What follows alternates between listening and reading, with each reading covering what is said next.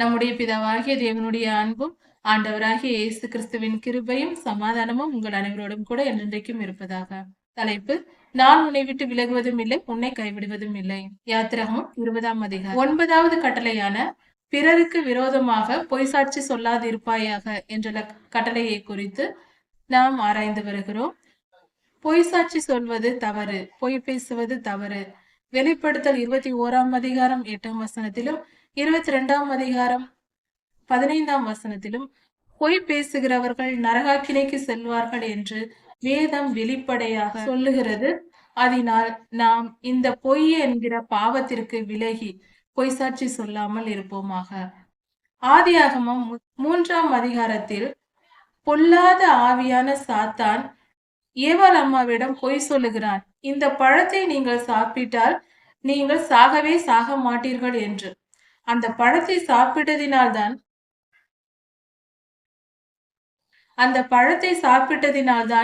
இன்று வரை மனித இனம் ஒவ்வொரு மனிதனும் மரணம் அடைந்து கொண்டிருக்கிறார்கள். அதனால் அன்றே அவன் பொய்யன் என்பது ஆதியாகமம் 3ஆம் அதிகாரத்தை படிக்கும் போதே தெரிந்து விடுகிறது.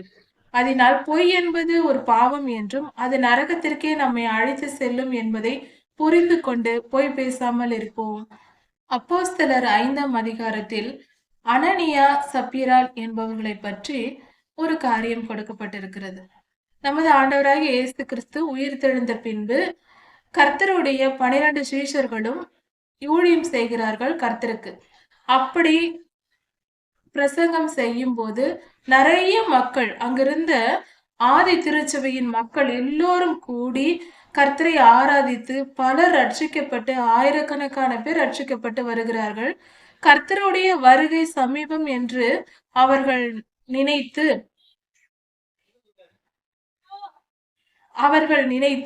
கர்த்தர் 2ஆம் வருகை உடனே இருக்கும், அவர் நம்முடைய காலத்திலே வந்து விடுவார் என்று நினைத்து அவர்கள் எல்லோரும் ஒற்றுமையாக தங்களுடைய காணியாட்சிகளை எல்லாம் விற்று மொத்தமாக ஒரே இடத்தில் எல்லாருடைய சொத்துகளையும் விற்று பணமாக மாற்றி அவர்கள் திருச்சபைகளில் கொண்டு வந்து கொடுத்து விட்டார்கள். எல்லோரும் ஒன்றாக சமைத்து சாப்பிட்டு ஒன்றாக வாழ தொடங்கினார்கள். பல குடும்பங்கள் ஒன்றிணைந்திருந்தன. இப்படி அவர்களுடைய மனதில் அவர்கள் அப்படி ஏவப்பட்டார்கள். தங்களுக்கென்று எதையுமே வைத்துக் கொள்ளாமல் எல்லாவற்றையும் கர்த்தருக்கு கொடுத்து விட அவர்கள் மனமுவந்து வந்தார்கள். இப்படிப்பட்ட ஒரு நிலை இன்றும் கூட உண்மையாய் கர்த்தரை நேசிக்கிறவர்களுக்கு வரும். எந்த பொருளும் நமக்கு அற்பமானதாக தோன்றும், எதையுமே பொருட்படுத்த தோன்றாது. அதுதான் உண்மையான சரியான மனநிலை. இது ஒன்றை நாம் உணர்ந்து கொள்ள வேண்டும். நம்முடைய பொக்கிஷங்கள், நம்முடைய சம்பாத்தியங்கள், சொத்துகள் எல்லாமே நமக்கென்று நாம் நினைத்து கொள்கிற நம்முடைய நினைவுகளில் மட்டுமே இருக்கிறது. நம் நினைவுகளில் இருக்கிறது. நம் நினைவு தவறினால் எல்லாம் நம்மை விட்டு போய்விடும். நாம் மறந்து விட்டால், நாம் தூங்கும் போது எதுவுமே நம்முடையதல்ல. நாம் நினைத்து பார்க்கும் போது அது என்னுடையது, இந்த நிலம் என்னுடையது, இந்த சொத்து என்னுடையது என்று நாம் நினைத்து கொண்டிருக்கிறோம். ஆனால் அந்த சொத்துகளும் அந்த பொருட்களும் இந்த பூமியில் ஆதாம் காலம் முதல் இன்று வரை இருந்து கொண்டிருக்கிறது.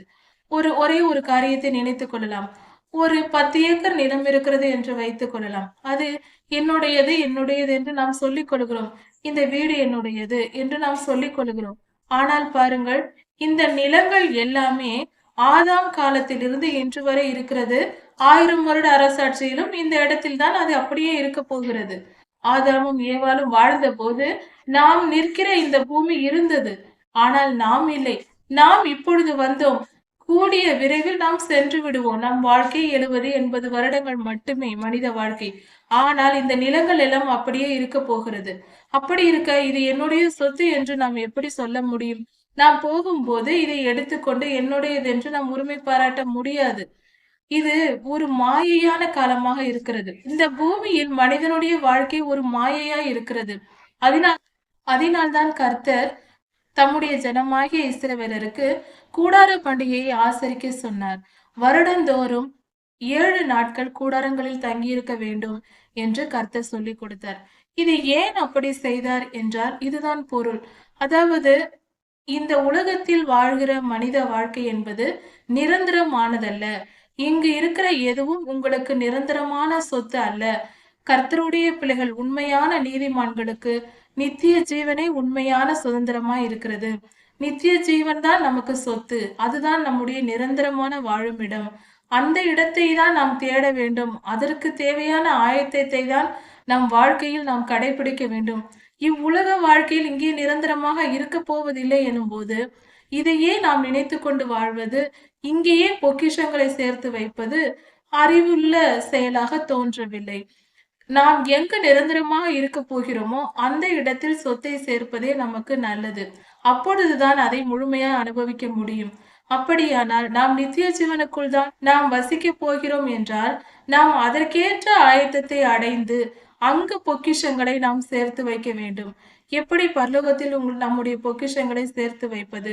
இவ்வுலகத்தில் பரிசுத்தமாய் வாழ்ந்து தான தர்மம் செய்து கர்த்தருக்கு காணிக்கை கொடுத்து தசமபாகம் செலுத்தி இப்படி உண்மையாய் நாம் வாழும்போது அந்த வாழ்க்கை என்பது நம்மை நித்திய ஜீவனுக்குள் கொண்டு போய் சேர்க்கும். அங்கு நமக்கு பரலோகத்தில் இங்கு நாம் செய்கிற நற்கிரியைகளுக்கு ஏற்ற பலன்களை அங்கு ஆண்டவர் வைத்திருப்பார். அங்கு நமக்கு கொடுப்பார். அந்த சுதந்திரத்தை நாம் அடையலாம். ஆதி திருச்சபையில் பேதுரு ஐயா ஊழியம் செய்து கொண்டிருக்கும் போது திருச்சபை மக்கள் எல்லாரும் தங்களுடைய சொத்துக்களை எல்லாம் விற்று, தங்கள் பொருட்கள், நிலங்கள் எல்லாவற்றையும் விற்று அந்த பணத்தை கொண்டு வந்து கர்த்தருக்கு காணிக்கையாக பேதுரு ஐயாவினிடத்தில் கொண்டு வந்து கொடுத்தார்கள். அப்படி கொடுக்கும்போது 2 பேர் கணவன் மனைவி இருந்தார்கள், அனனியா, சப்பீராள் என்று. அவர்கள் இருவரும் தங்களுடைய நிலங்களை விற்று அதன் பணத்தை கொடுக்க விரும்பினார்கள். எடுத்து அதே போல அவர்கள் அந்த தங்களுக்கென்று வைக்கப்பட்டிருந்த நிலத்தை எல்லாம் விற்று பணத்தை பெற்று கொண்டார்கள். அந்த பணத்தை அவர்கள் காணிக்கை கொடுக்க வருவதற்கு முன்பாக அனனியா எனும் மனிதன் தன் மனைவி அறிய கொஞ்சம் பணத்தை எடுத்து வீட்டில் வைத்து விட்டு கொஞ்சம் பணத்தை மட்டும் எடுத்துக்கொண்டு, அனனியா எனும் மனிதன் கொஞ்சம் பணத்தை எடுத்து தன் மனைவிக்கு தெரிய வீட்டில் வைத்துவிட்டு மிச்ச பணத்தை கொண்டு வந்து பேதுரு ஐயாவினிடத்தில் காணிக்கையாக கொடுக்கிறார். பேதுரு ஐயா, இவ்வளவுக்கு தான், இந்த அளவு பணத்துக்கு தான் உங்கள் நிலத்தை விற்றீர்களா என்று கேட்கிறார். அதற்கு அனனியா, ஆமாம், இவ்வளவுக்கு தான் என்று பொய் சொல்லுகிறார். அப்பொழுது பேதுரு ஐயா, நீங்கள் மனம் துணிந்ததென்ன? கர்த்தருடைய ஆவிக்கு முன்பாக இப்படி பொய் சொல்ல உங்கள் மனம் துணிந்ததென்ன என்று சொல்லுகிறார். அந்த வார்த்தை அவருடைய வாயிலிருந்து வந்த உடனே அதே நொடியில் எதிரில் நின்ற அனனியா செத்து அப்படியே கீழே விழுந்தார். அங்கிருந்த வாலிபர்கள் அனனியாவின் உடலை எடுத்துக்கொண்டு போய் அடக்கம் பண்ணினார்கள். இப்படி நடந்து ஒரு 2-3 மணி நேரம் ஆனது. அதன் பின்பு அனனியாவின் மனைவியாகிய சப்பீரால் நடந்த சம்பவம் எதுவும் தெரியாமல் அங்கிருந்து உள்ளே வருகிறார் பேதுரு ஐயாவினிடத்தில். பேதுரு ஐயாவினிடத்தில் அங்க வந்த சப்பீராளிடத்தில் பேதுரு ஐயா கேட்கிறார், இவ்வளவுக்கு தான் நீங்கள் நிலத்தை விற்றீர்களா என்று கேட்கிறார். அதற்கு சப்பீரால், ஆமாம், இவ்வளவுக்கு தான் விற்றோம் என்று அவரும் பொய் சொல்லுகிறார். தன் கணவரை போலவே சப்பீராலும் பொய் சொல்லுகிறார். இதை கேட்ட உடனே பேதுரு ஐயா, நீங்கள் பரிசுத்த ஆவியினிடத்தில் பொய் சொல்வதற்கு ஒருமனப்பட்டதென்ன என்று சொல்லுகிறார். இந்த வார்த்தை பேதுரு ஐயாவின் வாயிலிருந்து புறப்பட்ட உடனே அந்த சப்பீராலும் இறந்து கீழே உடனே விழுகிறார். அனனியாவை எடுத்துக்கொண்டு அடக்கம் பண்ண போனவர்கள் திரும்பி வந்து பார்த்தார்கள், சப்பீரால் இங்கே இறந்து கிடந்தார். இதை பார்த்ததும் அந்த அம்மாவையும் எடுத்துக்கொண்டு போய் அவர்கள் தன் அனனியாவின் அருகிலேயே அடக்கம் பண்ணினார்கள். இப்படியாக இந்த சம்பவம் நடந்து முடிந்தது. அவர்கள் பொய் சொல்லியது பேதுரு ஐயாவின் முன்பாக. ஆனால் பேதுரு ஐயா சொன்னது, பரிசுத்த ஆவியின் முன்பாக நீங்கள் எப்படி பொய் சொல்வீர்கள் என்று. அப்படியானால் நாம் கொடுக்கிற காணிக்கை மனிதர்களுக்கோ போதகர்களுக்கோ ஊழியருக்கோ அல்ல, கர்த்தருக்கு என்பதை நாம் மனதில் வைத்துக் கொள்ள வேண்டும். எப்பொழுதும் நாம் பொய் சொல்லக்கூடாது, ஏமாற்றக்கூடாது. கர்த்தருக்கு முன்பாக, கர்த்தருடைய ஊழியர்களுக்கு முன்பாக பொய் சொல்லக்கூடாது. யார் முன்பாகவும் பொய் சொல்லக்கூடாது. கர்த்தர் அறியாத காரியம் ஒன்றும் இல்லை. நாம் எல்லோரும் கேமரா முன்பாக வாழ்வது போலதான் வாழ்ந்து கொண்டிருக்கிறோம். வெளிப்படுத்தல் 4ஆம் அதிகாரம் 5ஆம் அதிகாரத்தில் படித்து பார்த்தால் ஆண்டவருக்கு முன்பாக ஆண்டவருடைய சிங்காசனத்தை சுற்றிலும் 4 ஜீவன்கள் இருக்கின்றன. அந்த 4 ஜீவன்களின் உடல் முழுவதும் கண்களால் நிரம்பி இருக்கின்றன என்று சொல்லப்பட்டிருக்கிறது.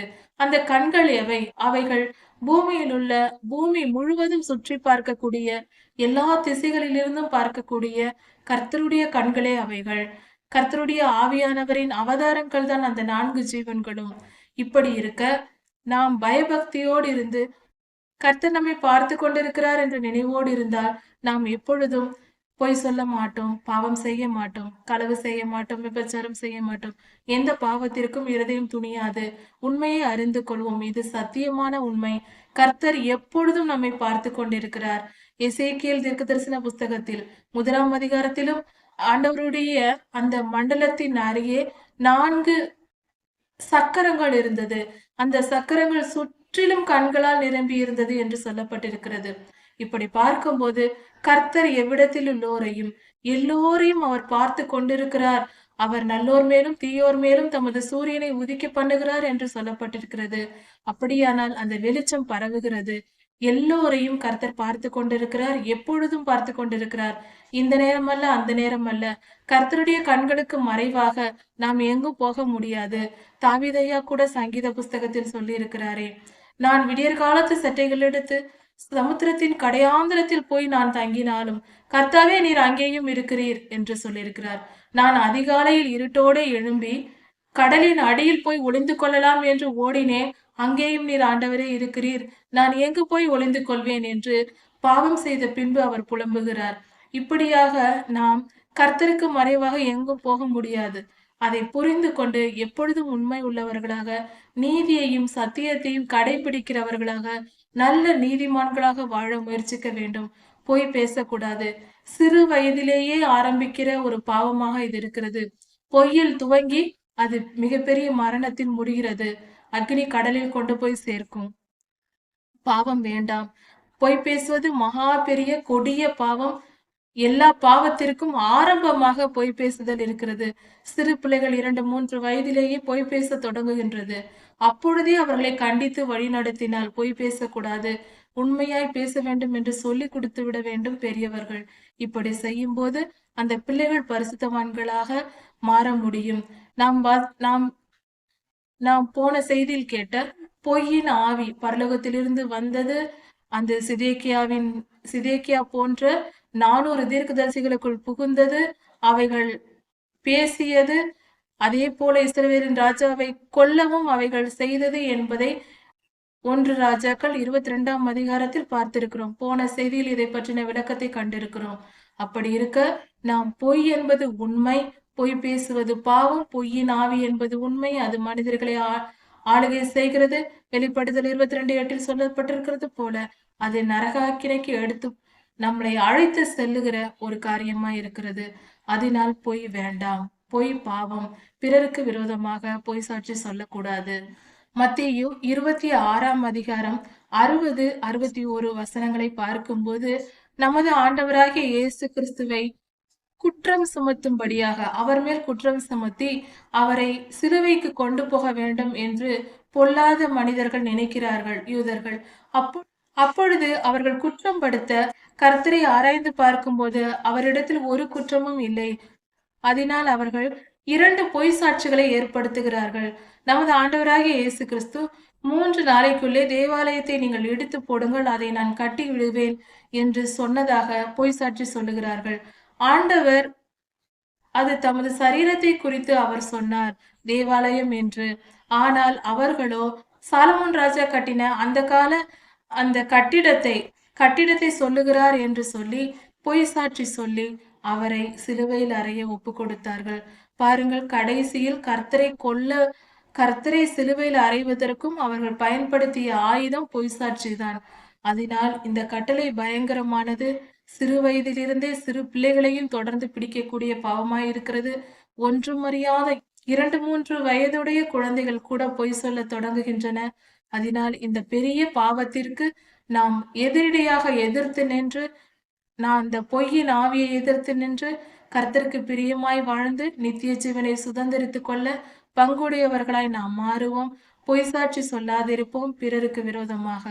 இதனால் இந்த கட்டளைகளை கைக்கொண்டு கர்த்தருக்கு பிரியமாய் வாழ்ந்து சந்தோஷ சமாதானத்துடன் பரலோகத்தை சென்றடைவோம். அங்கு சந்திப்போம். யாத்திராகமம் 20ஆம் அதிகாரம். 10வது கட்டளையாக இச்சியாதிருப்பாயாக என்ற கட்டளையை நாம் தியானிக்கலாம். பிறனுடைய வீட்டை இச்சியாதிருப்பாயாக. பிறனுடைய மனைவியையாவது, பிறனுடைய எருதையாவது, கழுதையாவது, வேலைக்காரனையாவது, வேலைக்காரியையாவது, பிறனுக்குண்டான யாதொன்றையும் இச்சியாதிருப்பாயாக என்று கர்த்தர் சொல்லுகிறார். சீனாய் மலையில் இஸ்ரவேல் ஜனங்கள் முன்பாக பிதாவாகிய தேவன் இறங்கி வந்து ஜனங்களோடு பேசி சொல்லிய 10 கட்டளைகளில் இது இறுதி கட்டளையாக இருக்கிறது. இப்பொழுது கர்த்தருடைய இந்த வார்த்தையின்படி பார்க்கும்போது இச்சை என்பது பாவம், அதனால் அதை செய்யாது என்று கர்த்தர் சொல்லுகிறார். கர்த்தர் மனிதனை படைத்தவர். மனிதனுடைய சுபாவங்கள், எண்ணங்கள், குணங்கள், உணர்வுகள் எல்லாவற்றையும் அறிந்தவர். அவர் அறியாதவர் அல்ல. அவர் சொல்லுகிறார் இச்சையாதிருப்பாயாக என்று. ஆசை என்பது நியாயமான ஒன்று. ஆசைப்படலாம், தவறில்லை. ஆசைக்கும் இச்சைக்கும் உள்ள வித்தியாசம் என்ன? ஆசையோடு வெறியை கூட்டினால் அது இச்சையாகிறது. ஆசை என்பது வேறு, இச்சை என்பது வேறு. அதாவது ஆசை என்பது இது நமக்கு கிடைத்தால் பரவாயில்லை, இந்த பொருள் நமக்கு இருந்தால் நன்றாக இருக்குமே என்று நினைப்பது ஆசை. இந்த பொருளை நான் அடைந்தே தீருவேன், இது எனக்கு கண்டிப்பாக வேண்டும், நான் அடைவேன், என்ன விலை கொடுத்தாலும் இதை நான் அடைவேன் என்று நினைப்பது இச்சை. இது பாவம். கர்த்தர் விரும்பாத ஒரு காரியம், கர்த்தருக்கு அருவருக்கிற ஒரு காரியமா இருக்கிறது. 10 கட்டளைகளில் இதுவும் ஒரு கட்டளையாக ஆண்டவர் கொடுத்திருக்கிறார்.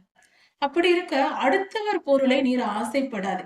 இப்படி இருக்கும்போது இந்த வேத பகுதியில் சொல்லப்பட்டிருக்கிற கருத்துக்களை பார்க்கும்போது பிறருடைய கார்களை ஆசைப்படாதே, பிறருடைய வேலையின் மேல் ஆசைப்படாதே, பிறருடைய நகைகளின் மேல் ஆசைப்படாதே என்று சொல்லிக்கொண்டே போகலாம். பிறருக்கு உண்டான யாதொன்றை குறித்தும் நாம் இச்சை கொள்ளக்கூடாது. அதை அடைந்தே தீர வேண்டும் என்று நினைக்க கூடாது.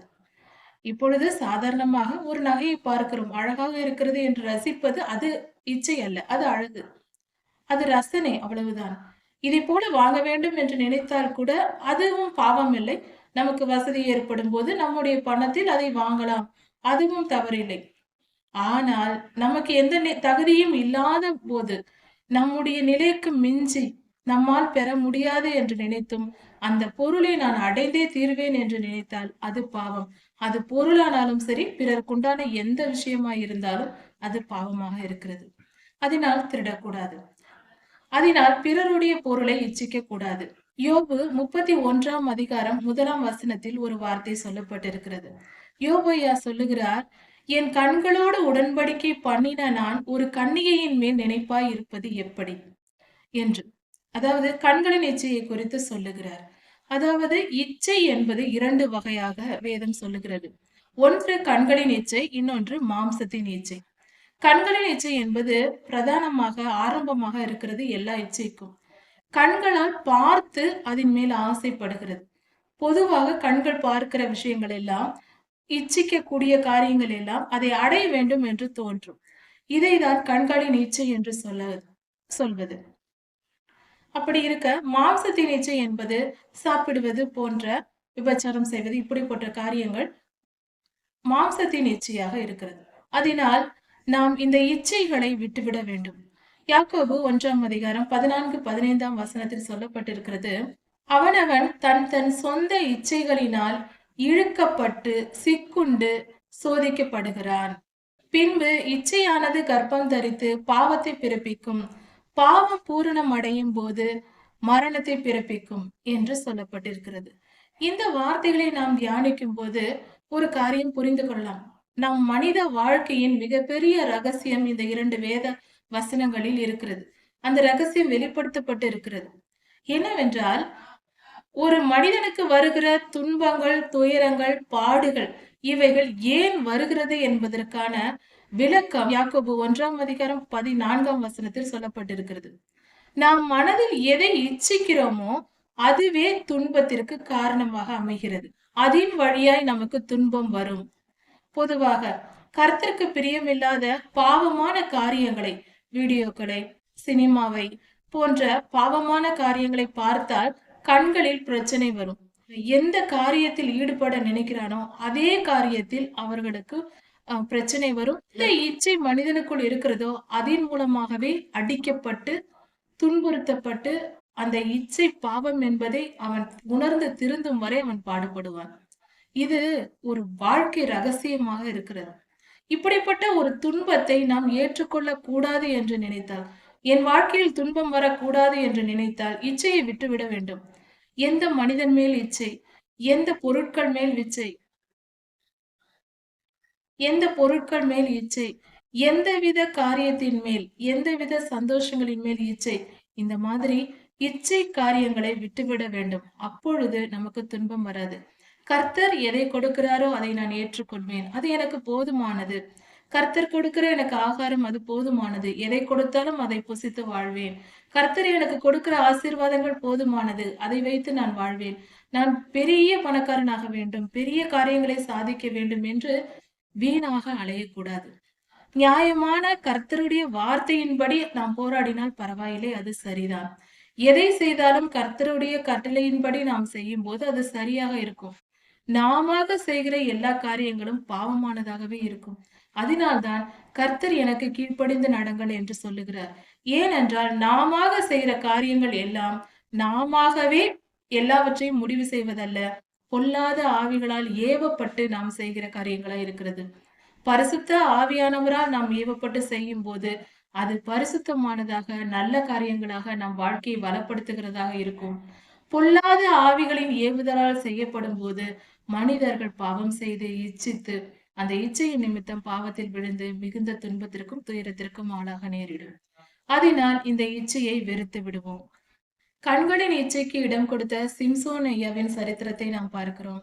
அவள் என் கண்களுக்கு பிரியமானவள் என்று தான் நேசித்த பெலிஸ்தரின் பெண்ணை பற்றி குறிப்பிடுகிறார் சிம்சோன் ஐயா தன் பெற்றோர்களிடத்தில். பெற்றோர்களை மீறி அந்த பெண்ணை திருமணம் செய்து அவர் வாழ்க்கையில் பட்ட பாடுகள் மிகவும் பெரியது. அவர் வாழ்க்கையின் முடிவில் கண்கள் பிடுங்கப்பட்டவராய் சுமார் 1 வருடம் போல குருடராய் வாழ்ந்து கொடுமையை அனுபவித்து சித்திரவதையை அனுபவித்து மரித்து போனார். இப்படியாக சிம்சோன் ஐயாவின் வாழ்க்கையில் நடந்தது. அதே போல தாவீது ஐயாவின் வாழ்க்கையில் 2 சாமுவேல் 11ஆம் அதிகாரத்தில் தாவீது ஐயா செய்த பாவம் குறிப்பிடப்படுகிறது. அவரும் கண்களின் இச்சைக்கு இடம் கொடுத்து அது மாம்சத்தின் இச்சைக்கு சேர்த்து அதனால் வந்த விளைவு மிக பெரியது. அதை குறித்து சற்று தியானிப்போம். இன்னொரு காரியம் என்னவென்றால், இந்த இச்சை தொடங்கி ஒரு பாவத்தை மட்டுமல்ல, தொடர்ச்சியாக ஒன்று மாற்றி ஒன்று திரும்ப திரும்ப பல பாவங்களை இழுத்து விட்டுவிடும். அதற்கு தாவீது ஐயாவின் இந்த வாழ்க்கையே சாட்சியாக இருக்கிறது. தாவீது ராஜாவின் சேனாபதியாகிய தாவீது ராஜா யுத்தத்திற்கு ராஜாக்கள் போகும் காலத்தில் தாவீது ராஜா யுத்தத்திற்கு போகாமல் தன்னுடைய சேனாபதியாகிய யோவாபின் தலைமையில் சேனையை அனுப்பிவிட்டு யுத்தத்திற்கு போகாமல் அவர் படுத்திருந்தார். ஒரு சாயங்காலத்தில் அவர் எழுந்து உப்பரிகையில் உலார்த்தி கொண்டிருக்கும் போது குளித்துக் கொண்டிருக்கிற ஒரு பெண்ணாகிய பத்சேபாலை பார்க்கிறார். அப்பொழுது அது யாரென்று தெரியாமல் இச்சித்து கண்களின் இச்சைக்கு இடம் கொடுக்கிறார். அதன் விளைவாக அவர் உடனே அந்த பெண்ணின் மேல் உள்ள இச்சையினால் ஆட்களை அனுப்பி அந்த பெண்ணை அழைத்து வந்து தனக்கு மனைவியாக்கி கொள்ளுகிறார். பின்பு அந்த பெண்ணை குறித்து விளைவாக பத்சேபால் கர்ப்பவதி ஆகிறார்.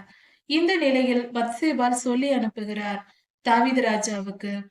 இந்த நிலையில் தாவீது ராஜா பத்சேபாலை குறித்து விசாரித்து அது தன்னுடைய படைத்தலைவனாகிய அது தன்னிடத்தில் உள்ள உத்தமனான உரியா தன் சேனையில் பணிபுரிகிற தன் அரண்மனையில் பணிபுரிகிற உரியாவின் மனைவி என்று அறிந்து அவர் அந்த பாவத்தை மறைக்க பார்க்கிறார். ஆனால் உரியாவோ தன்னிடத்திலேயே அவர் யுத்தத்திலேயும் கர்த்தருக்கு பயபக்தியோடு கர்த்தருடைய உடன்படிக்கையின் பெட்டியின் அருகிலேயே இருக்கிறார். இதன் விளைவாக தாவீது ராஜா தன் பாவத்தை மறைக்கும்படியாக பத்சேபாலை தனக்கு மனைவியாக திருமணம் செய்து கொள்ளும்படியாக ஒரு காரியத்தை செய்கிறார். உரியாவை கொல்ல நினைக்கிறார். பத்சேபாலின் மேல் இருந்த இச்சையின் நிமித்தமாக ஓலை எழுதி ஒரு சட்டத்தை எழுதி கொடுத்து படையில் இருக்கிற யோவாபினிடத்தில் கொண்டு போய் கொடுக்கும்படி சொல்லுகிறார். அதில் உரியாவை போர் முகத்தில் வைத்து கொன்று விடுங்கள், பலர் மத்தியில் விட்டுவிட்டு வந்து விடுங்கள் என்று எழுதியிருந்தது. இதை அன்னை பற்றி எழுதியிருக்கிறது என்று அறியாமலேயே உத்தமனும் நேர்மையும் உள்ள நீதிமானாய் இருந்த உரியா அதை அப்படியே கொண்டு போய் யோவாபின் இடத்தில் கொடுக்கிறார். அவர் குற்றமற்றவர், பரிசுத்தவானாய் இருக்கிறார். அப்படி இருக்கும்போது அதை படித்த சேனை தளபதியாகிய யோவாப் அதை வாங்கி தாவீது ராஜா கட்டளையிட்டபடியே செய்கிறார். உரியா மறுத்து விட்டார், போர் முகத்தில் கொல்லப்பட்டார். இப்படிப்பட்ட ஒரு கொலை சம்பவம் தாவீது ராஜா செய்தார். இதற்கு காரணம் கண்களின் இச்சை. கண்களின் இச்சையில் தொடங்கி மாம்சத்தின் இச்சையில் முடிகிறது. இந்த இச்சையின் நிமித்தம் அவருக்கு நேர்ந்தது என்ன? கர்த்தருக்கு மறைவாக எதையும் யாரும் செய்துவிட முடியாது. இந்த காரியம் உலகத்துக்கு தெரியாமல் யாருக்கும் தெரியாமல் இருந்தது. உரியாவின் மனைவி பத்சேபால் அழைத்து கொண்டு வரப்பட்டு தாவீதையாவை மணந்து கொண்டார். இப்பொழுது பத்சேபால் தாவீதுக்கு மனைவியாகி விட்டார். தாவீது போட்ட திட்டத்தின்படி எல்லாம் நடந்து முடிந்து விட்டது. இந்த நிலையில் கர்த்தர் காத்தினும் ஒரு தீர்க்கதரிசியை தாவீதின் இடத்தில் அனுப்புகிறார். தாவீது ராஜாவை நோக்கி காத் தீர்க்கதரிசி அவர் செய்த பாவத்தை சுட்டி காட்டுகிறார். கர்த்தருடைய வாக்கின்படியே உடனே தாவீது ராஜா மனம் உடைந்து தான் செய்த குற்றத்தை நினைத்து முகக்குப்புற விழுந்து கர்த்தரிடத்தில் அழுகிறார். ஆனாலும் கர்த்தர் தாவீது ராஜாவை நியாயம் தீர்த்தார். உரியா என்னும் ஒரு மனிதனின் இரத்தத்தை சிந்தியதினால் இச்சையினால் செய்ததினால் தாவீது ராஜாவின் 4 பிள்ளைகளையும் அவர் கொன்று விடுகிறார். தாவீது ராஜாவின் வாழ்க்கை வரலாற்றை படித்து கொண்டு வரும்போது 4 பிள்ளைகள் கொல்லப்படுகிறார். தாவீது ராஜா சொன்ன நியாய தீர்ப்பின்படியே அது அப்படியே நடக்கிறது. அது மட்டும் அல்லாமல் நீ பட்டயத்தினால் உன் அதிகாரத்தினால் இந்த உரியானும் நீதிமானை நீ கொன்றதினால் குற்றமற்ற இரத்தத்தை நீ சிந்தியதினால் உன் வாழ்க்கை முழுவதும் நீ பட்டயம் உன்னோடு இருக்கும் என்று சொல்லிவிட்டார்.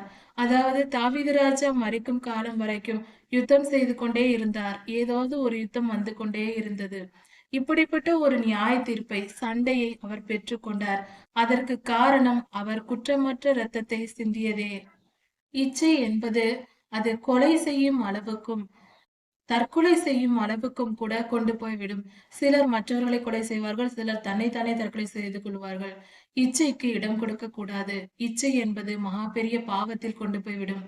இச்சை பாவத்தை செய்ய தூண்டும், பாவம் மரணத்தை கொண்டு வரும். இதுதான் வேதம் சொல்லுகிறது. இச்சித்தால் அந்த இச்சையின் விளைவாக பாவம் செய்வோம். பாவம் செய்தால் அந்த பூரணம் அடையும் போது மரணம் வரும். இது மிகப்பெரிய கொடுமையாகவும் வாழ்க்கையின் பல துன்பங்களுக்கும் காரணமாகவும் அமைகிறது. யோபு ஐயா சொல்லுகிறார், யோபு 31:1 என் கண்களோடு உடன்படிக்கை பண்ணின நான் ஒரு கன்னிகையின் மேல் நினைப்பாய் இருப்பது எப்படி என்று. அப்படி என்றால் அதன் பொருள் என்ன? கர்த்தருக்கும் அவருடைய கண்களுக்கும் உடன்படிக்கை செய்து விட்டாராம் யோபு ஐயா. அப்படி என்றால் என் கண்களால் உம்மை பார்த்து விட்டேன் கர்த்தாவே, உமக்கு பரிசுத்தமாய் வாழ்கிறேன், உம்மை தரிசித்து வாழ்கிறேன். அந்த வாழ்க்கை என் மனதில் இருக்கும்போது நான் பாவமாக என் மனைவியை தவிர மற்ற பெண்ணை, ஒரு கன்னிகையை நான் எப்படி நினைப்பாய் இருப்பேன்? அதாவது பாவம் செய்ய மாட்டேன், என் இருதயத்தில் மாம்ச இச்சைகள் கொடுக்க மாட்டேன், வேசித்தன பாவம், விபச்சார பாவத்திற்கு நான் இடம் கொடுக்க மாட்டேன், அந்த நினைவு கூட என் இருதயத்திற்கு வராது என்று யோபு ஐயா சொல்லுகிறார். இதுவே பரிசுத்த வாழ்க்கை. அதனால்தான் யோபு 1:1 கர்த்தர் சொல்லுகிறார், யோபு ஐயாவின் மனநிலை இப்படி இருப்பதை கண்டுதான் அவர் சொல்லுகிறார், யோபு உத்தமனும் நீதிமானும் கர்த்தருக்கு பயந்து பொல்லாப்புக்கு விலகுகிறவனுமாகிய மனுஷன் என்று கர்த்தர் சொல்லுகிறார். இப்படிப்பட்ட ஒரு வார்த்தையை, ஒரு சர்டிபிகேட்டை கர்த்தருடைய வார்த்தையினால் பெறுவது எவ்வளவு பெரிய மேன்மையான வாழ்க்கை. அப்படிப்பட்ட வாழ்க்கை வாழ ஒவ்வொருவரும் நாம் முயற்சிக்க வேண்டும். கற்பு நெறி தவறாமல் எந்த இச்சைக்கும் இடம் கொடுக்காமல் இருக்க வேண்டும். பாவம் செய்வது மட்டுமல்ல, பாவத்தை நினைப்பதே பாவம். பாவத்தை நினைக்க கூட கூடாது. நினைத்தால்தான் அது பெரிதாக மாறும். நினைப்பதும் பாவம்தான். இந்த கண்களின் இச்சையை மேற்கொண்டு அதை வெற்றி பெற்று வாழ்க்கையில் உயர்ந்த பரிசுத்தவானை குறித்து பார்க்கலாம். யாத்திராகமம் 20ஆம் அதிகாரம். இச்சையாதிருப்பாயாக என்ற கட்டளையை குறித்து தியானித்து வருகிறோம்.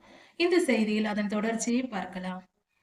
ஆதியாகமம் 3ஆம் அதிகாரத்தில் 6ஆம் வசனத்தில் நாம் தியானிக்கும் போது அங்கு ஒரு வார்த்தை கொடுக்கப்பட்டிருக்கிறது. இது எந்த சூழ்நிலையில் இருக்கிறது என்றால், ஆதாமும் ஏவாளும் ஏதேன் தோட்டத்தில் இருக்கிறார்கள். அப்பொழுது பாம்பிற்குள் பொல்லாத சாத்தான் புகுந்து கொண்டு பாம்பின் ரூபம் எடுத்து அவன் பேசுகிறான். பாம்பாக வந்து பேசுகிறான், பாம்புக்குள் நுழைந்து கொண்டு. ஆனால் இவர்கள் பாம்பு என்று நினைத்து பழகுகிறார்கள். ஆனால் அந்த பாம்பிற்குள் இருப்பது சாத்தான். அந்த பாம்பு வந்து பேசுகிறது என்னவென்று, இந்த பழத்தை சாப்பிடு, அது எவ்வளவு அழகாக இருக்கிறது, அப்படி இப்படி என்று சொல்லி தூண்டி விடுகிறது. இதை கேட்ட ஏவாள் அம்மா அந்த பழத்தை பார்க்கிறார்கள். அப்பொழுது அந்த பழத்தை குறித்து ஒன்று சொல்லுகிறார். அந்த பழம் புசிப்புக்கு ஏற்றதும் இச்சிக்கப்படத்தக்கதுமாய் இருக்கிறது என்று சொல்லுகிறார் ஏவாள் அம்மா. அதாவது அது கண்களால் பார்க்கும் போதே மிக அழகாக இருக்கிறது, பறித்து சாப்பிட்டு விட வேண்டும் என்று இச்சிக்கப்படத்தக்கதா இருக்கிறதா. இப்பொழுது பாருங்கள், ஏவாள் அம்மாவின் இருதயத்தில் இச்சை இருக்கிறது. அந்த இச்சையின் விளைவுதான் இந்த உலகத்தில் ஒவ்வொரு மனிதரும் இன்று வரை அந்த வலியை நாம் அனுபவித்துக் கொண்டிருக்கிறோம். அன்று ஏவாள் அம்மா இச்சிக்காமல் இருந்திருந்தால், சுய கட்டுப்பாட்டோடு இருந்திருந்தால், எனக்கு எவ்வளவோ ஆண்டவர் பழங்களை கொடுத்திருக்கிறார், நான் பசியோடு இல்லை, நான் சந்தோஷமாக திருப்தியாக சாப்பிட்டு கொண்டுதான் இருக்கிறேன், இந்த பழத்தை அவர் சாப்பிடக்கூடாது என்று சொல்லி இருக்கிறார், எனக்கு அது வேண்டாம், அவர் கொடுத்தால், கர்த்தர் கொடுத்தால் நான் சாப்பிட்டுக் கொள்கிறேன், இல்லை என்றால் வேண்டாம், எனக்கு இருப்பதே போதும் என்று அவர்கள் நினைத்திருந்தால் இந்த உலகம் எப்படி இருந்திருக்கும். இன்று வரை சமாதானம், சந்தோஷம் மட்டுமே நிரம்பி மரணமில்லாத வாழ்க்கையை இந்த மனித குலம் வாழ்ந்து கொண்டிருந்திருக்கும். எவ்வளவு சந்தோஷமாய் இருந்திருக்கும். சாபமில்லாத பூமி எவ்வளவு அழகானதாக இருந்திருக்கும். நோய் கிருமிகள் கிடையாது, அதிக வெயில், அதிக குளிர், அதிக வெள்ளம் இல்லை, எல்லாம் சரியானதாக மிக மிக சந்தோஷம் நிறைந்ததாக பரலோக வாழ்வை நாம் இங்கேயே வாழ்ந்திருக்கலாம். அன்று அந்த ஒரு பெண் இச்சித்ததின் விளைவு இன்று இவ்வளவு பெரிய பாவத்திற்கு இடமளித்து விட்டது. அதனால் நாம் மனம் திரும்பவும். அப்படிப்பட்ட கொடுமையான இச்சை நமக்கு வேண்டாம். 1 சாமுவேல் 2ஆம் அதிகாரம் 4ஆம் அதிகாரத்தை பார்க்கும்போது அதில் ஏலி என்ற ஒரு தேவ மனிதர் இருக்கிறார். அவர் ஆசாரியராய் இருக்கிறார். தேவாலயத்தில் அவர் ஆசாரியராக முதிர் வயதானவராக இருக்கிறார். அவருக்கு 2 குமாரர்கள் இருந்தார்கள், ஓப்னி, பினகாஸ் என்று. இவர்கள் இருவரும், ஏலி தாத்தா மிகவும் நல்லவர், அவர் உத்தமனாய் வாழ்ந்தார். ஆனால் அவர் தன்னுடைய பிள்ளைகளை அவர் சரியாக வளர்க்கவில்லை என்று சொல்லலாம். இவர்கள் தவறாக வளர்ந்தார்கள் என்றும் சொல்லலாம். ஓப்னியும் பினகாசும் மிகுந்த பாவம் செய்தார்கள், அளவற்ற பாவம் செய்தார்கள். எப்படி என்றால், அவர்கள் கர்த்தருடைய ஆலயத்திலேயே வந்து இச்சைக்கு இடம் கொடுத்து அங்கு வருகிற பெண்களிடத்தில் தவறாக நடந்து கொண்டு பரிசுத்த குலைச்சல் ஆக்கினார்கள். மிகவும் அருவருக்கப்படத்தக்கதாய் மாற்றினார்கள். தேவாலயத்தை அவர்கள் கள்ளர் கோயாக மாற்றி வைத்திருந்தார்கள். அப்படிப்பட்ட அருவருப்பான காரியங்களை இவர்கள் இருவரும் செய்தார்கள். அது மட்டுமல்ல, அங்கு பலி செலுத்த இஸ்ரவேல் ஜனங்கள் பலிகளை கொண்டு வரும்போது அதில் கர்த்தருக்கு தகன பலி செலுத்த வேண்டிய கொழுப்பை எல்லாம் இவர்கள் கர்த்தருக்கு செலுத்தும் முன்னமே இவர்கள் தங்களுக்கென்று எடுத்துக்கொண்டார்கள். இப்படி கர்த்தருடைய சன்னதியில் வந்து கை வைத்தார்கள், துணிந்து இறங்கினார்கள், துணிகரமான பாவம் செய்தார்கள். இப்படிப்பட்ட ஒரு கொடுமையான நிலை ஏற்பட்ட போது கர்த்தர் சும்மா இருப்பாரா? நீதியின் சூரியன் ஆயிற்றே, அவர் சும்மா இருக்கலாமா? இப்படிப்பட்ட அக்கிரமம் இருக்கும் போது அதற்கு நியாய தீர்ப்பு வந்தது. எப்படி என்றால், சாமுவேல் ஐயா சிறு பையனாக ஏலி தாத்தாவோடு தேவாலயத்தில் இருந்தார். அப்பொழுது கர்த்தர் சாமுவேல் ஐயாவோடு பேசி ஓப்னிக்கும் பினகாசுக்கும் வரப்போகிற நியாய தீர்ப்பை குறித்து கர்த்தர் வெளிப்படுத்தினார். சாமுவேல் ஐயா தீர்க்க தரிசனம் சொன்னார்கள் ஏலி தாத்தாவிடம். அப்படியே அது நடந்தது. ஓப்னியும் பினகாசும் ஒரே நாளில் இறந்து மடிந்தார்கள். அப்படி கர்த்தர் அவர்களை அழித்தார். இச்சைக்கு இடம் கொடுத்த அவர்கள் இருவரும் அழிந்து போனார்கள். இப்படி இந்த அவர்களுடைய இறப்பை கேட்ட ஏலி தாத்தாவும் தன்னுடைய இருக்கையிலிருந்து கீழே விழுந்து அவருடைய பிடரி அடிபட்டு அவர் அங்கேயே அவரும் மரித்து போனார். அந்த நேரத்தில் குழந்தை பெற்றுக்கொண்ட ஏலி தாத்தாவின் மருமகள் மிகவும் துயரப்பட்டு அவர்களும் மரித்தார்கள், துயரப்பட்டார்கள். இப்படி இந்த நிலையில் இருந்தது. இது எவ்வளவு பெரிய ஒரு குடும்பத்திற்கு வந்த பேரழிவு. ஒரு குடும்பத்திற்கு வரக்கூடாத ஒரே நேரத்தில் இத்தனை மரணங்கள் ஒரே நாளில் வந்தது. கர்த்தர் பரிசுத்தம் உள்ளவர், பரிசுத்தமான தெய்வம். அவர் பார்த்து கொண்டு சும்மா இருக்கவே மாட்டார். ஒன்று தெரிந்து கொள்வோம், தேவாலயத்தில் பணிபுரிகிறவர்களாய் இருந்தாலும், தேவாலயத்தை நிர்வகிக்கிறவர்களாய் இருந்தாலும், அதாவது இந்த காலத்தில் சொல்ல போனால் சபையை நடத்துகிறவர்கள், சபையில் பணிபுரிகிறவர்கள், சபையை பொறுப்பெடுத்து நடத்துகிறவர்கள், பொறுப்பை சுமக்குகிறவர்கள் யாராய் இருந்தாலும் நிச்சயமாக பொறுப்புடன் செயல்படுங்கள். கர்த்தருக்கு பயந்து நடங்கள். கர்த்தர் மிகவும் பெரியவர். அவருடைய நியாய தீர்ப்புகள் பயங்கரமாய் இருக்கும். பயத்துடனும் நடுக்கத்துடன் கர்த்தருடைய பணியை செய்ய வேண்டும். தேவாலயம் பரிசுத்தமாய் இருக்க வேண்டும். தேவாலயத்திற்குள் நுழைந்து விட்டால் நம்முடைய நினைவுகள் மிக பரிசுத்தமாய் இருக்க வேண்டும். நம் நினைவுகளை அவர் கவனிப்பார்.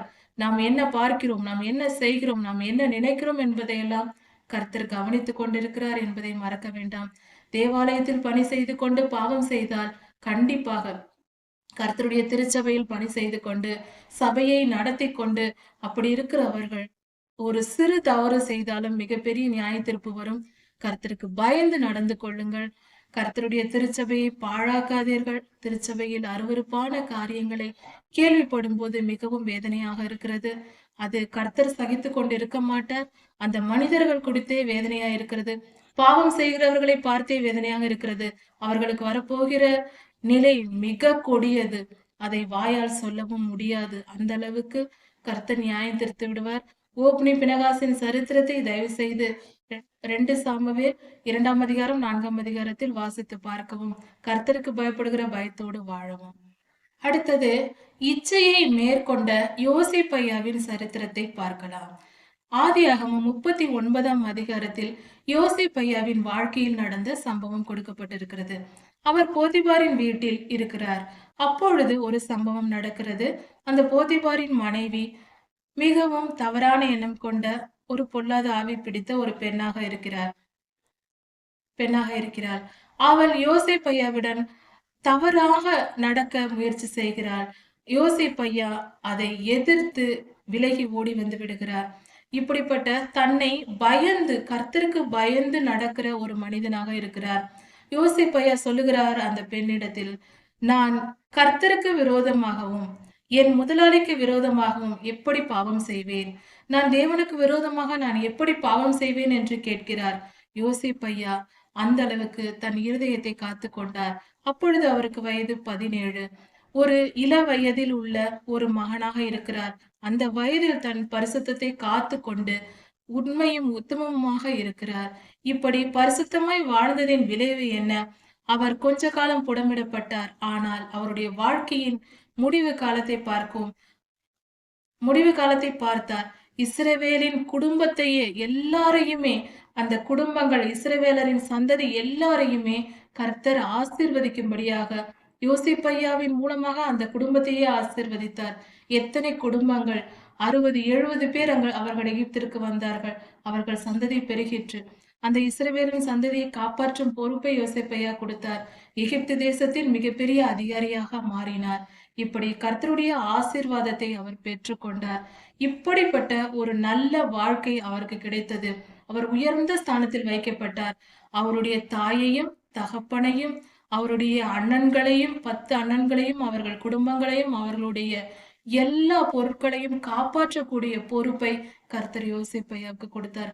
சிறிய மகனாக பிறந்தும் பெரிய பதவியில் வைத்து அழகு பார்த்தார்.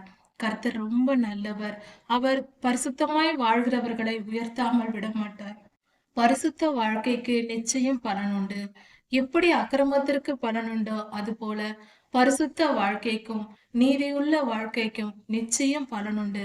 அதன் பலனை இவ்வுலக வாழ்க்கையிலும் நாம் பார்க்கலாம். நித்திய ஜீவனிலும் நாம் போய் சேரலாம். இது இவ்வுலக வாழ்க்கையில் கிடைக்காது என்று இல்லை. இவ்வுலக வாழ்க்கையிலும் அதன் ஆசீர்வாதத்தை நம்மால் அனுபவிக்க முடியும்.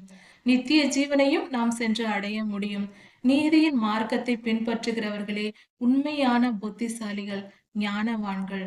ஏனென்றால் அவர்கள் இவ்வுலக வாழ்க்கையிலும் நன்மையை பெற்று நித்திய ஜீவனையும் சுதந்தரித்துக் கொண்டு தங்கள் ஆத்துமாக்களை காப்பாற்றிக் கொண்டு நித்தியத்தை அடைகிறார்கள். பாவிகளோ இச்சைக்கு இடம் கொடுத்து இவ்வுலக வாழ்க்கையிலும் எந்த இன்பத்தையும் அடையாமல் அற்ப சந்தோஷத்திற்கு ஆசைப்பட்டு பெரிய இன்பங்களை இழந்துவிட்டு துன்பத்திற்கும் துயரத்திற்கும் வலிகளுக்கும் வேதனைகளுக்கும் நோய்களுக்கும் இடம் கொடுத்து நித்திய ஜீவனையும் அடையாமல் எரிகிற நரகாக்கினைக்கு செல்லுகிறார்கள். எரிகிற அக்கினியும் கந்தகமும் எரிகிற கடலில் பங்கடைகிறார்கள். பாவத்தின் வாழ்க்கை புத்திசாலித்தனமானது அல்ல, அது முட்டாள்தனமானது. பாவம் செய்கிறவர்கள் அறியாமை என்னும் இருளில் செய்கிறார்கள். அவர்கள் ஞானிகள் அல்ல. ஞானம் உள்ளவர்கள் பரிசுத்தத்தை நாடுவார்கள். ஞானம் உள்ளவர்கள் நீதிமான்கள். நீதியின் பாதையில் நடப்பவர்களே ஞானவான்கள் என்று வேதம் சொல்லுகிறது. இதை நாம் கவனமாக புரிந்து கொண்டு நம் வாழ்க்கையை பரிசுத்த பாதையில் செலுத்த வேண்டும். இச்சைக்கு இடம் கொடுக்க கூடாது. பிரசங்கியின் புஸ்தகத்தை படித்து பார்ப்போம். இவ்வுலகத்தின் இச்சைகள் எல்லாம் போய்விடும். சாலமோன் எழுதின இந்த பிரசங்கி புத்தகம் உலகத்தில் உள்ள எல்லா மாயைகளையும் வெளிப்படுத்துகிறது. இந்த உலகத்தில் நாம் பார்க்கும்போது சிறிய விஷயங்கள் கூட பெரிதாக இச்சிக்கப்படத்தக்கதாய் தோன்றும். ஏவாளம்மா இச்சித்தது போல நாம் ஒரு இடத்தில் நின்று கொண்டு வயல்வெளியை பார்த்தால் தூரத்தில் இருக்கிற பச்சை மிகவும் அழகாக இருக்கும். தூரத்திலிருந்து பார்க்கும்போது இருந்த பசுமை கீழ்கிட்டே போனால் அது முற்கள் காலில் குத்தும். பல விதமான கஷ்டங்கள் இருக்கும். அது போலதான் இவ்வுலக இன்பங்கள். அது மாயையானது, நிரந்தரமற்றது, உண்மையான சந்தோஷம் இல்லாதது. துளி துளி அளவு கொடுக்கும். நிரந்தரமான முழுமையான சந்தோஷம், சமாதானம் என்பது கர்த்தருடைய சித்தத்தின்படி நடந்து பரிசுத்த வாழ்க்கையை பெறுவதில் தான் இருக்கிறது. இந்த 10 கட்டளைகளையும் கர்த்தர் நமக்கு கொடுத்திருக்கிறார். இது எதற்காக என்றால், இந்த 10 கட்டளைகளையும் எதை நாம் மீறினாலும் அதற்குரிய பொல்லாத ஆவிகள் வந்து நம்மை ஆட்கொண்டு விடும். இச்சைக்கு இடம் கொடுத்தால் இச்சையை தூண்டுகிற பெருமையின் ஆவி வந்து ஆளுகை செய்து அது மற்ற பல ஆவிகளையும் கொண்டு வந்து இழுத்து விட்டு செய்து நரகாக்கினைக்கு தள்ளிவிடும். எந்த ஒரு ஆவிக்கு இடம் கொடுத்தாலும், ஒரு பாவத்தை செய்தாலும் மற்றதையெல்லாம் இழுத்து கொண்டு வந்து விடும். இந்த 10 கட்டளைகளை மீறுகிற யாராய் இருந்தாலும் அவர்களுக்குள் பொல்லாத ஆவிகள் நுழைந்திருக்கும். அதாவது தன் இஷ்டப்படி எந்த மனிதனும் வாழ முடியாது. ஒன்று பரிசுத்த ஆவியானவரால் வழி நடத்தப்பட வேண்டும், இல்லை என்றால் பொல்லாத ஆவிகளால் வழி நடத்தப்பட வேண்டும். ஒரு மனிதனுடைய மனநிலையில் பரிசுத்த ஆவியானவர் இல்லை என்றால், ஆண்டவராகிய இயேசு கிறிஸ்துவை ஏற்றுக்கொள்ளவில்லை என்றால், பரிசுத்தமாய் வாழவில்லை, பரிசுத்த ஆவியானவரை ஏற்றுக்கொள்ளவில்லை என்றால் கண்டிப்பாக பொல்லாத ஆவிகளின் வழி நடத்துதலில் தான், பாவத்தில் தான் அந்த மனிதன் வாழ்ந்திருக்க கொண்டிருக்க முடியும். ஏதாவது ஒரு இச்சை இருக்கும், ஏதாவது ஒரு பாவம் இருக்கும், அது நிமித்தம் பாடுகள் இருந்து கொண்டிருக்கும், சமாதானம் இருக்காது. நம்முடைய மனம் என்பது, அதாவது காற்றின் குணத்தை சொல்வார்கள், காற்று காலி இடத்தை நிரப்பும் என்று. பூமியில் எந்த இடத்தில் காலியாக இருந்தாலும் காற்று அந்த இடத்தை போய் நிரப்பிவிடும். அது போல மனித மனமும் காலியாக இருக்க முடியாது. ஒன்று பரிசுத்த ஆவியானவர் அந்த இடத்தில் இருக்க வேண்டும், இல்லை என்றால் பொல்லாத ஆவிகள் அந்த இடத்தில் ஆளுகை செய்து கொண்டிருக்க வேண்டும். இரண்டில் ஒன்று கண்டிப்பாக இருக்க வேண்டும். அப்படிதான் மனிதர்கள் எல்லோருமே வாழ்ந்து கொண்டிருக்கிறோம். நமக்குள் இருப்பவர் பரிசுத்த ஆவியானவரா அல்லது பொல்லாத ஆவிகளா? பொல்லாத ஆவிகள் ஒன்றோ இரண்டோ 100 1000 எத்தனை வேண்டுமானாலும் ஒரு மனிதனுக்குள் இருக்கும். ஒரு சிலர் அமைதியாக இருப்பார்கள், நேர்மையாக நடப்பார்கள், ஆனால் ஏதோ ஒரு வித பாவம் இருக்கும். 1 2 ஆவிகள் இருப்பவர்கள் இருப்பார்கள். சிலர் 100கணக்கான ஆவிகள் பிடித்திருப்பார்கள், சிலர் 1000கணக்கான ஆவிகள் பிடித்திருப்பார்கள். லேகியோன் பிசாசை குறித்து புதிய ஏற்பாட்டில் நமக்கு சொல்லப்பட்டிருக்கிறது போல, லேகியோன் பிசாசை குறித்து கர்த்தர் சொல்லி இருப்பது போல, பல ஆவிகள் பிடித்தவர்கள் வெளியில் தெரியும். அவர்களுக்குள் இருக்கிற பொல்லாத ஆவிகளின் கிரியைகள் பயங்கரமாய் இருப்பதினால் வெளியில் தெரியும். 1 2 என்று சில ஆவிகள், சிறிதளவான ஆவிகள் இருப்பவர்கள் வெளியே தெரியாது, நல்லவர்கள் போலவே தோன்றும். ஆனால் அவர்கள் இருதயத்திலும் அவர்களுடைய செயல்களிலும் அது வெளிப்படும். அதனால் நம் இருதயத்தை நாம் காத்துக்கொள்வோம், கர்த்தருக்கு பிரியமாய் நடப்போம். இந்த 10 கட்டளைகளையும் மனதார ஏற்றுக்கொண்டு கர்த்தருடைய மலை உபதேசமான மத்தேயு 5 6 7 3 அதிகாரங்களையும் வாசித்து, இரண்டையும் ஒன்றாக வாசித்து அதன்படி நம் இருதயத்தை சுத்திகரித்து கொண்டு பரிசுத்தமாய் வாழ்ந்து பரலோக ராஜ்யத்தை சேருவோம். பரலோக ராஜ்யம் மட்டுமே நமது குறிக்கோளாய் இருக்கட்டும். கர்த்தர் நமக்கு வாழ்நாளை கொடுத்திருப்பதே பரிசுத்தமாய் வாழ்வதற்கு தான். கர்த்தர் நல்லவர், அவர் கிருபை என்றும் உள்ளது. யாத்ராகமம் 20ஆம் அதிகாரம் 18ஆம் வசனம் முதல். இந்த 10 கட்டளைகளும் 2 கற்பனைகளுக்குள் அடங்கும். 2 கற்பனைகளின் விரிவாக்கமாக இந்த 10 கட்டளைகள் கொடுக்கப்பட்டிருக்கிறது. இந்த 10 கட்டளைகள் தான் கர்த்தர் மனிதனுக்கு செய்த உடன்படிக்கையாய் இருக்கிறது. அதாவது திருமண பந்தம் போல, திருமணத்தில் தாலி கட்டுவது போல, அடையாளமாக மோதிரம் அணிவிப்பது போல ஒரு அக்ரிமெண்ட் இன்றும் கூட தேசங்களில் ஒரு தேசத்திற்கும் இன்னொரு தேசத்திற்கும் அக்ரிமெண்ட் போடுவார்கள். அதில் அக்ரிமெண்ட் எழுதி அதில் ஒரு காப்பியை ஒரு நாடும் அதில் மற்றொரு காப்பியை இன்னொரு நாடும் ஒரே உடன்படிக்கை இருவரும் 2 காப்பிகளாக வைத்திருப்பார்கள். 2 பிரதி எடுத்து வைத்திருப்பார்கள். அதாவது உடன்படிக்கை என்பது நீ இதை செய்தால் நான் இதை உனக்கு செய்வேன். இதற்கு பெயர்தான் உடன்படிக்கை. இந்த சட்டதிட்டங்களை நீ கைக்கொண்டால் நான் உனக்கு இப்படிப்பட்ட சட்டங்களை நான் உனக்கு செய்வேன் என்பது. இதற்கு பெயர் உடன்படிக்கை என்று சொல்லுவோம். அக்ரிமெண்ட் என்று சொல்லுகிறோம். இப்படிப்பட்ட உடன்படிக்கையை தான் கர்த்தர் இந்த 10 கட்டளைகளை நமக்கு கொடுக்கிறார். அதை நாம் நிறைவேற்றும் போது, இந்த 10 கட்டளைகளை நாம் கைக்கொண்டு வாழும்போது அவருடைய ஜனமாக, கர்த்தருடைய பிள்ளைகளாக நாம் இருக்கிறோம். அப்படியானால் நித்திய ஜீவனை சுதந்திரித்துக் கொள்வோம், பரலோக ராஜ்யத்திற்கு செல்வோம் என்ற பொருளாகிறது. ஒருவேளை இந்த 10 கட்டளைகளை கை கொள்ளாமல் விட்டுவிட்டால் நாம் கர்த்தரை விட்டு பின்வாங்கி போகிறவர்களாக, என் ஜனம் என்ற கர்த்தருடைய வார்த்தைக்கு அருகதையற்றவர்களாக நாம் மாறுகிறோம்.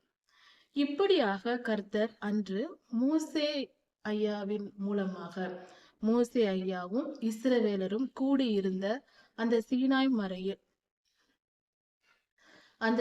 மலையில் கர்த்தர் பேசி தம்முடைய திருவாய் மலர்ந்து அவருடைய வார்த்தையினால் பேசி சொல்லிய அத்தனை லட்சம் ஜனங்களும் கேட்டார்கள் அந்த வார்த்தைகளை. அப்படியாக இந்த 10 கட்டளைகளை கர்த்தர் கொடுத்தார். இதில் என்ன ஒரு காரியம் என்றால், அதை சொல்லும் போது, தேவன் பேசி சொல்லும் போது இன்னொரு சம்பவம் நடந்தது. அங்கு மலை புகைந்து கொண்டிருந்தது. சீனாய் மலை இடி முழக்க சத்தம் கேட்டது, எக்கால சத்தம் கேட்கிறது. கர்த்தர் வரும்போது வந்து இந்த காரியங்களை எல்லாம் சொல்லுகிறார். இப்படிப்பட்ட ஒரு இயற்கைக்கு அப்பாற்பட்ட, அதுவரை எந்த ஜனமும் இந்த உலகத்தில் பார்த்திராத ஒரு சம்பவத்தை இஸ்ரவேல் ஜனங்கள் பார்க்கிறார்கள். பார்த்து அது மகா பயங்கரமாய் இருந்ததினால் நடுங்கி பயந்து மோசே ஐயாவுக்கு சொல்லுகிறார்கள், நீங்கள் எதை என்றாலும் கேட்டு, தேவனிடத்தில் கேட்டு எங்களுக்கு சொல்லுங்கள், நாங்கள் கேட்டுக்கொள்கிறோம். கர்த்தர் எங்களோடு, தேவன் எங்களோடு பேசாதிருப்பாராக என்று சொல்லுகிறார்கள். அப்படியானால் அவர்கள் பயந்து நடுங்குகிறார்கள். அப்பொழுது கர்த்தர் சொல்லுகிறார், நீங்கள் பயப்படாதிருங்கள். மோசே ஐயா மூலமாக கர்த்தர் சொல்லுகிறார், நீங்கள் பயப்படாதிருங்கள். என்னை பற்றுகிற பயம் உங்களுக்கு இருப்பதற்காகவும், என்னை குறித்து நீங்கள் அறிந்து வைத்திருக்க வேண்டும், நீங்கள் பாவம் செய்யக்கூடாது என்பதற்காகவும் நானே இறங்கி வந்து என்னை உங்களுக்கு வெளிப்படுத்தினேன். என்னை பற்றும் பயம் இருந்து நீங்கள் எனக்கு கீழ்ப்படிந்து நடக்க வேண்டும் என்பதற்காக இந்த காரியத்தை நான் செய்தேன் என்று கர்த்தர் சொல்லுகிறார். பின்பு மோசே ஐயாவை, அவர்கள் ஜனங்கள் பயந்ததினால் மோசே ஐயாவை மீண்டுமாக கார்மேகத்திற்குள், மலைக்குள் கூப்பிடுகிறார். மலைக்கு மேலே மோசே ஐயா மேலே ஏறி செல்கிறார். அங்கு மோசே ஐயாவுக்கு சில விளக்கமான சட்ட திட்டங்களை கர்த்தர் அங்கு கொடுக்கிறார். இப்பொழுது ஒரு சம்பவத்தை ஒரு உவமை ஒன்றை நாம் கவனித்து பார்ப்போம். கர்த்தர் ஏன் நேரடியா சில சட்டங்களை கொடுத்தார்? சில காரியங்களை, மற்ற காரியங்களை மோசே ஐயாவுக்கு அழைத்து தனியே சொல்லி, இதை போய் நீ மக்களிடம் சொல்லு என்று சில விளக்கமான சட்டங்களை கொடுத்தார். இதை குறித்து ஒரு உவமையை நாம் தியானிப்போம். அதாவது, ஒரு புதிய ஒரு கம்பெனியில் நாம் வேலைக்கு சேர்கிறோம் என்று நினைத்துக் கொள்வோம். புதிதாக முதல் நாள் நாம் வேலைக்கு செல்கிறோம். அது ஒரு பெரிய ஒரு கம்பெனி என்று வைத்துக் கொள்ளலாம். அங்கு நாம் செல்லும் போது அங்கு நிறைய சட்ட திட்டங்கள் இருக்கும். நாம் வேலைக்கு சென்றவுடன் முதலில் எடுத்த உடனே அதில் நமக்கு என்ன வேலை, எது என்று ஒன்றும் தெரியாது. அங்கிருப்பவர்கள் நம்மை அழைத்து அனுப்பி, இப்படிதான் செய்ய வேண்டும் என்று முதல் நாளில் இதெல்லாம் உங்களுடைய வேலை, இதை நீங்கள் செய்ய வேண்டும் என்று கற்றுக் கொடுப்பார்கள். இது எல்லா இடங்களிலும் வழக்கமாக ஏற்கனவே பணிபுரிகிறவர்கள் சொல்லி தருவார்கள். அதை நாம் முதல் நாள் கேட்டுக்கொள்வோம். சரி, இந்த முதல் நாளின் முடிவில் நாம் சில காரியங்களை தெரிந்து வைத்திருப்போம். அது அப்படியே இருக்கட்டும். ஒரு வருடம் நாம் அந்த நிறுவனத்தில் வேலை செய்து விட்டோம். ஒரு வருடம் முடிந்த பின்பு ஒரு நாள் நம்மை நாமே ஆராய்ந்து பார்த்தால், அந்த முதல் நாளில் அவர்கள் சொல்லிக் கொடுத்த வேலையை மட்டுமா நாம் செய்திருப்போம்? அதை மட்டுமா நாம் தெரிந்து வைத்திருப்போம்? இல்லை. அந்த முதல் நாள் சொல்லிக் கொடுத்தது ஒரு சாதாரணமாக சொல்லிக் கொடுத்திருப்பார்கள்.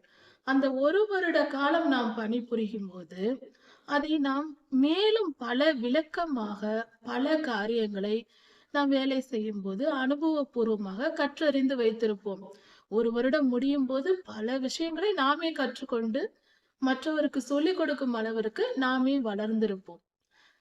அந்த இடத்தின் அனுபவ அறிவு நமக்கு கிடைத்திருக்கும். இது இயற்கை அல்லவா?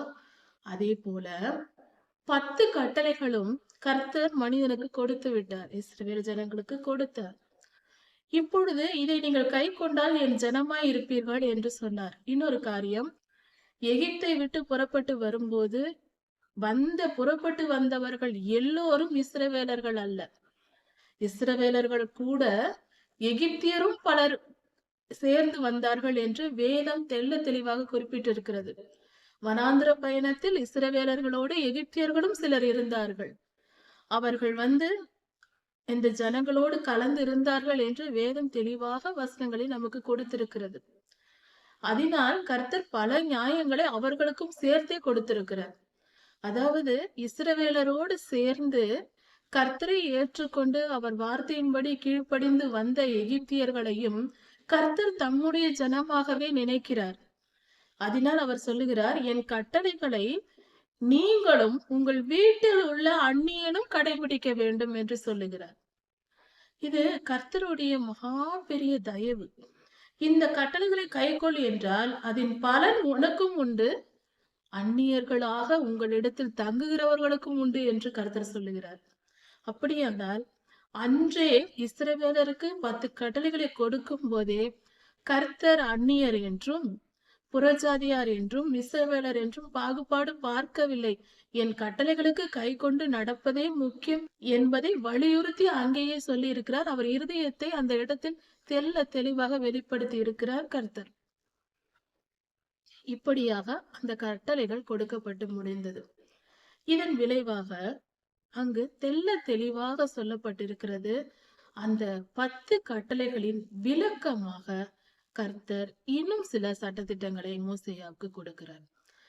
இதில் இன்னொரு காரியம் என்னவென்றால், அந்த 18ஆம் வசனத்திற்கு பின்பாக தொடர்ந்து படிக்கும் போது கர்த்தர் சொல்லியிருக்கிறார், எனக்கு ஒப்பாக வெள்ளியினாலும் தங்கத்தினாலும் எனக்கு ஒப்பாக நீங்கள் எந்த ஒரு தெய்வத்தை உண்டாக்க வேண்டாம் என்று சொல்லுகிறார். அப்படியானால் என்ன? நம் வாழ்க்கையில் நாம் கர்த்தரை விட மேலே எதையும் வைக்கக்கூடாது. முதல் இடத்தை நம் வாழ்க்கையில், நம் இருதயத்தில் முதலிடம் கர்த்தராக இருக்க வேண்டும். ஒரு குழந்தை தன் தாயையோ தகப்பனையோ கர்த்தரை விட முக்கியமாக நினைக்க கூடாது. எந்த மனிதனும் எந்த மனித உறவையும் கர்த்தருக்கு மேலாக நேசிக்க கூடாது. மனிதர்களை, அது கணவராக இருக்கலாம், மனைவியாக இருக்கலாம், பிள்ளைகளாக இருக்கலாம், பெற்றோர்களாக இருக்கலாம், நண்பர்களாக இருக்கலாம், மேல் அதிகாரிகளாக இருக்கலாம், எவ்வளவு நேசிக்கிறவர்களாக இருந்தாலும் கர்த்தரை விட அதிகமாக யாரையும் நேசிக்க கூடாது. அதுதான் எனக்கு ஒப்பாக ஒரு தெய்வத்தை உண்டாக்காதே என்று கர்த்தர் தெளிவாக சொல்லி இருக்கிறார். இதன் பொருள் அதுதான்.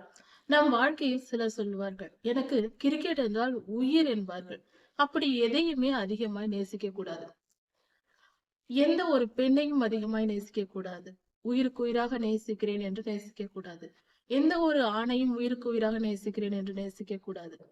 நம்முடைய நேசம் முதலில் கர்த்தரை நேசிக்கிற அன்பு நம்மிடத்தில் இருக்க வேண்டும். அதுதான் பரிசுத்தமான வாழ்க்கை. நம் வாழ்க்கையின் முதலிடம் கர்த்தராக இருக்க வேண்டும்.